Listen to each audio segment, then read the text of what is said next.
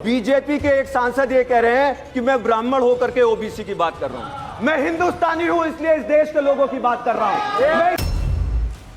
आपको शर्म आनी चाहिए। अगर हम लोग यहाँ पे एक समाज के, एक देश के लिए यहाँ पे इकट्ठा होकर के अगर अपनी बात रख रहे हैं, आपको उसके अंदर जातिवाद मानसिकता झलक रही है, तो ये बीजेपी का असली चेहरा दिखाने का काम कर रही है। मैं आपके माध्यम से बताऊंगा, एक विभाजनकारी मानसिकता के तहत आज इनका पर्दाफाश होने का काम हो रहा है। मान्यवर, अगर ये जातवादी राजनीति से पीड़ित नहीं है तो ये क्या है?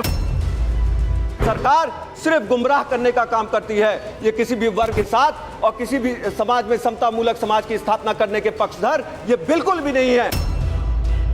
स्पीकर श्री हृदेश पांडे जी।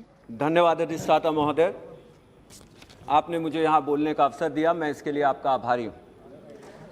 बहन कुमारी मायावती जी और बहुजन समाज पार्टी ओबीसी वर्गों को अपना अभिन्न अंग मानती है और बीएसपी इन वर्गों के उत्थान के लिए पूरे जी जान से समर्पित है।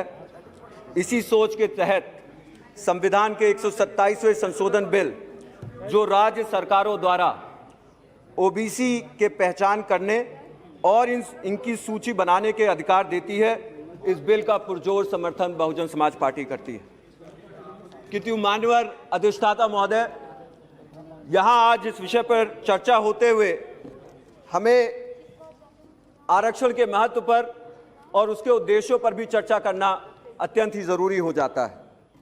बाबा साहब ने संविधान में समता मूलक समाज की स्थापना करने के लिए आरक्षण का प्राविधान किया था और आज उनके इस उद्देश्य से सामाजिक और आर्थिक रूप से वंचित वर्गों को आरक्षण देकर के समाज में एक अग्रसर स्थिति बनाने के लिए एक महत्वपूर्ण भूमिका निभा भी रही है आरक्षण।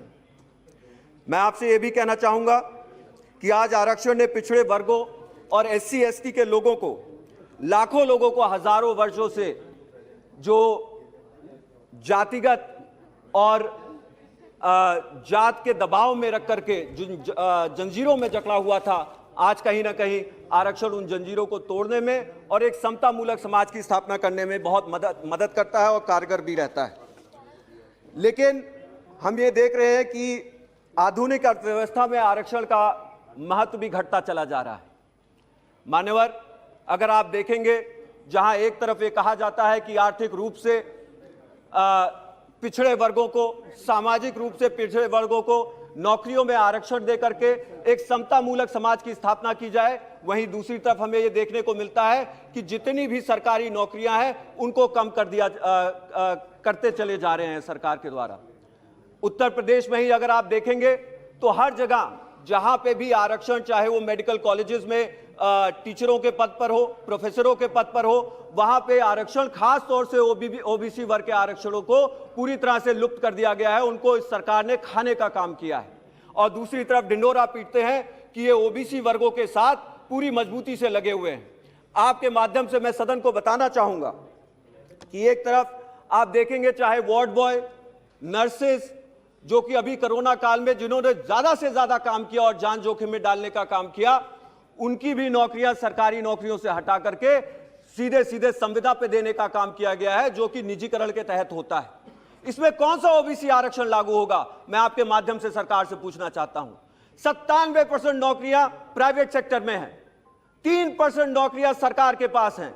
इन 30% नौकरियों को भी आप घटा करके सीधे सीधे निजीकरण करके उनको आप संविदा पे देने का काम कर रहे हैं और ढिंडोरा पीट करके संविधान में संशोधन ला करके आप जनता को एक बार पुनः गुमराह करने का काम कर रहे हो। ये प्रयास कर रहे हैं कि जनता फिर से आपके झांसे में आ जाए और चाहे उत्तर प्रदेश का चुनाव हो या किसी और प्रदेश प्रांत में चुनाव हो रहा हो, वहां पे आप फिर से इनको कंफ्यूजन में ला करके इनके वोट को लेने का प्रयास करने का काम करते हैं। लेकिन मान्यवर, आपके माध्यम से मैं इस देश को जरूर बताना चाहूंगा कि सिर्फ और सिर्फ ये सरकार सिर्फ गुमराह करने का काम करती है। ये किसी भी वर्ग के साथ और किसी भी समाज में समता मूलक समाज की स्थापना करने के पक्षधर ये बिल्कुल भी नहीं है। ये अगर चाहते हैं तो सिर्फ और सिर्फ विभाजन की राजनीति करना चाहते हैं मान्यवर, और ये अत्यंत ही दुखदायक है और बहुत ही चिंताजनक है।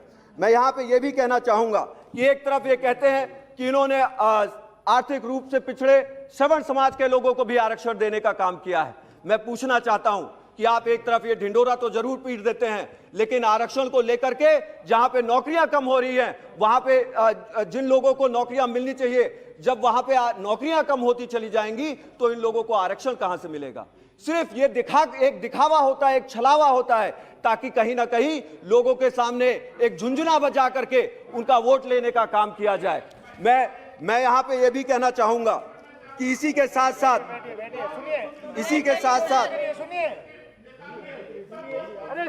बैठे मान्यवर अगर ये जातवादी राजनीति से पीड़ित नहीं है तो ये क्या है। आज इनको सबसे ज्यादा दुख इस विषय पर हो रहा है कि यहाँ पे बहुजन समाज पार्टी अपना पक्ष रख रही है। दूसरा, मैं ये भी पूछना चाहता हूँ कि अगर ये विभाजनकारी और जातवादी राजनीति नहीं है तो इसके साथ साथ बीएसपी और बहन कुमारी मायावती जी, आप सुनिए ये क्या कह रहे हैं। आप मैं यहाँ पे इस चीज को इधर बोलो। बीजेपी के एक सांसद ये कह रहे हैं कि मैं ब्राह्मण होकर के ओबीसी की बात कर रहा हूँ। मैं हिंदुस्तानी हूँ इसलिए इस देश के लोगों की बात कर रहा हूँ। मैं इस देश का रहने वाला हूँ इसलिए इस देश के लोगों की बात कर रहा हूँ। आपको शर्म आनी चाहिए, आपको शर्म आनी चाहिए। समता मूलक समाज की स्थापना करते हुए अगर हम लोग यहाँ पे एक समाज के, एक देश के लिए यहाँ पे इकट्ठा होकर के अगर अपनी बात रख रहे हैं और आपको उसके अंदर जातवाद मानसिकता झलक रही है तो ये बीजेपी का असली चेहरा दिखाने का काम कर रही है। मैं आपके माध्यम से बताता हूं, एक विभाजनकारी मानसिकता के तहत आज इनका पर्दाफाश होने का काम हो रहा है। मान्यवर, मैं यहाँ पे ये भी कहना चाहूंगा, यदि ये जनगणना नहीं होती है तो देश के हजारों ओबीसी समाज के लोगों के साथ इस जनगणना से उनको वंचित रखना यह बहुत ही सरासर अन्याय है, क्योंकि यह उनके अधिकारों से उनको वंचित करने का काम करता है यदि यह जनगणना उनके सामने नहीं रखी जाती है।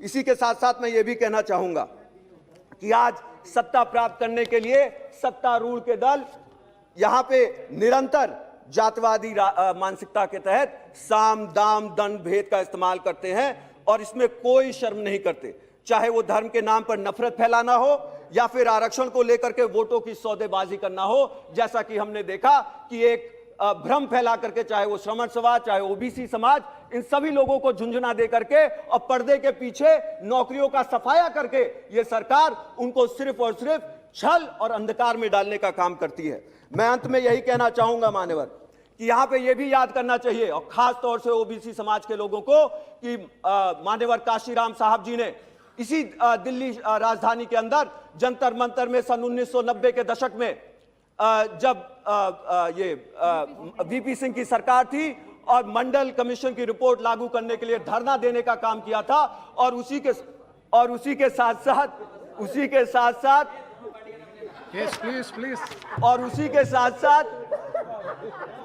मंडल कमीशन की रिपोर्ट लागू करने के लिए मान्यवर काशीराम साहब जी ने उस समय धरना देने का काम किया था और वीपी सिंह की सरकार को ये हिदायत दी थी कि यदि उनको अपनी सरकार बचानी है तो उन्हें मंडल कमीशन की रिपोर्ट लागू करनी होगी और जिसके फलस्वरूप आज उनको आरक्षण मिलने का काम हो रहा है। यह बहुजन समाज पार्टी की प्रतिबद्धता है कि एक समता मूलक समाज की स्थापना हो और इसके लिए पूरी ताकत से बहुजन समाज पार्टी निरंतर लगती रहेगी। और उसी के साथ साथ मैं अंत में यही कहना चाहूंगा कि आपके माध्यम से कहना जरूरी है मान्यवर कि जातवाद के अंधकार से उभरने के लिए, सीट से बोलो, जातवाद के अंधकार से उभरने के लिए कि इस देश में एक समता मूलक की स्थापना करने के लिए हम लोगों को यह बहुत जरूरी है कि हम समान अवसर हर वर्गों को देने का काम करें। और उसके लिए मान्यवर हमें विभाजनकारी राजनीति नहीं करना है, हमें लोगों की नौकरियों के साथ छल कपट नहीं करना है, लेकिन समाज को अग्रसर बनाने के लिए, एक समता मूलक समाज की स्थापना करने के लिए सर्वजन हिताय सर्वजन नारे के तहत जिस पे बहन कुमारी मायावती जी चलने का काम करती हैं, उस पर इस पार्टी को भी चलने का काम करना होगा और तभी एक समाज की स्थापना हो पाएगी जिसमें सभी लोगों को बराबरी मिलेगा, सभी लोगों को समान अवसर मिलेंगे और इस देश का उत्थान होगा। आपने मुझे बोलने का मौका दिया, मैं इसके लिए आपका आभारी हूं। जय भीम, जय भारत, जय हिंद।